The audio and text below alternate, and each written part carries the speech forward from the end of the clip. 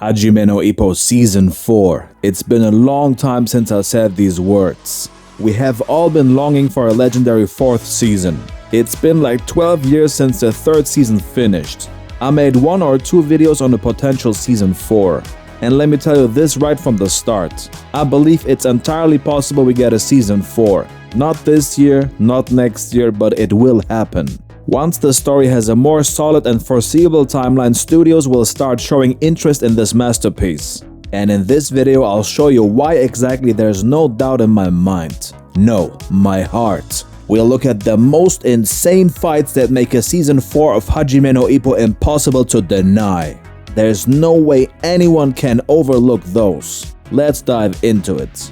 The fight that would most likely be a big theme in Season 4 would be none other than Mashiba vs Sawamura. Just a season before this, Sawamura threw a whole right hand at Mashiba's sister. A boxer made a closed fist and tried to whoop a woman, bro. And even though Ippo slaughtered Sawamura already, Mashiba still had some unfinished business with him. Biggest grudge match in history. And it wasn't just that. To our surprise, the fight started off with insane technical skills. They looked like demonic geniuses. And then it turned out exactly how we expected it. They entered a straight-up brawl where the ref suddenly went blind and couldn't see any of the fouls anymore. Mashiba had a whole horn growing out of his forehead because of a headbutt he hit Sawamura with, and then he punched him out of the ring. Sawamura fell like 3 feet and hit the ground with the back of his head.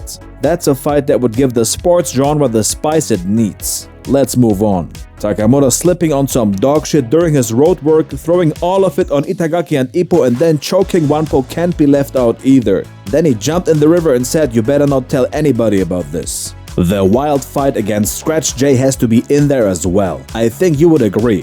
Absolute beast exchanges, both punching each other's flesh off their bodies. Scratch Jay finding God and his light mid-fight, and Ippo thinking he saw some light as well, which was just CTE with Kamogawa's face on it. But the different angles were beautiful. Absolute peak art. Imagine those in the anime, man. The Mashiba vs Ippo spar. The first one. It doesn't get talked about too much because of how good the second one is, but it's definitely up there. Especially because of how good the impact and pain is depicted.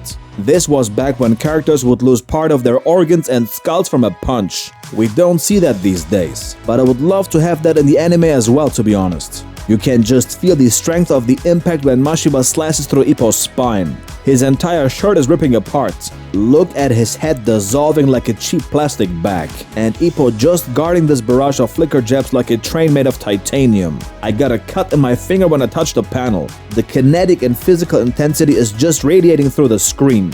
What else? I got a good one.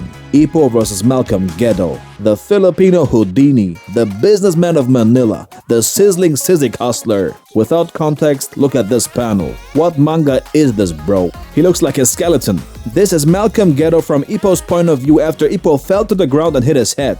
And then this epic panel. Kamogawa pushing on his student. Hajime no Ippo invented stance before JoJo, and then he hits him with the liver blow that carves out his guts like a butcher on a Thursday morning during Thanksgiving Day.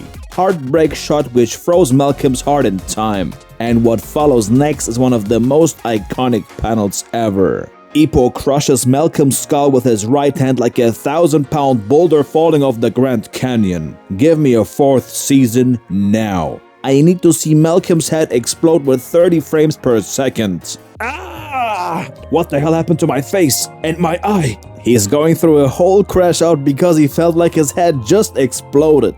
And then we enter the Dragon Ball saga, when Malcolm sees Ippo with a golden aura. Ippo straight up folded his ass in 2. He hit him so hard that his body bent like a lawn chair. No human body should be able to fold like this. He's literally wearing Ghetto like a glove.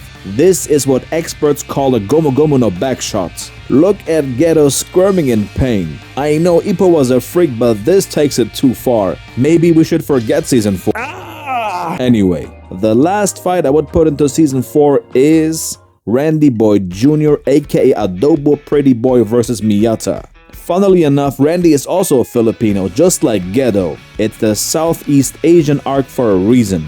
I would call this season Hajime no Ippo, Conquering Asia. I did a full video on this fight some time ago, but the essence of it is that it was somewhat of a grudge match as well. RBJ wanted revenge for his dad, who fought Miyata's father and then died shortly after. And this was also the fight Miyata ditched Ippo for when they were about to have their long-awaited bout. The fight had crazy symbolisms like Randy's three-headed Asura, Miyata's sweet childhood memories that motivated his career, and a punch so fast it produced literal light. Many fans hate on this fight because of how many times Miyata got up after getting knocked down. But remember how good the Arnie fight was? The jolt counter is iconic to this day, man. We could push more fights into Season 4 of course, but those are the ones that stand out the most. Oh, I forgot about Itagaki vs Imai. This one was wild too. This W for Itagaki was due for a long time, and it was a much more impressive win than Ippo's win in his Rookie King tournament. And I didn't forget about Take vs Ippo. That fight has a special place in my heart, especially Take as a veteran who's even older than Date. His knowledge as a seasoned vet and how Ippo struggles with those mental games will be interesting to see. But apart from that, it doesn't have the hype factor like the others. If you have any other fights you would like to see in Season 4, let me know in the comments. And as always, special thanks to all the members: Jonah Mark, Hajime Nalungi, Christos Tsiakolos, Legacy, Kim's Reviews, and Samet Ak. See you in the next one.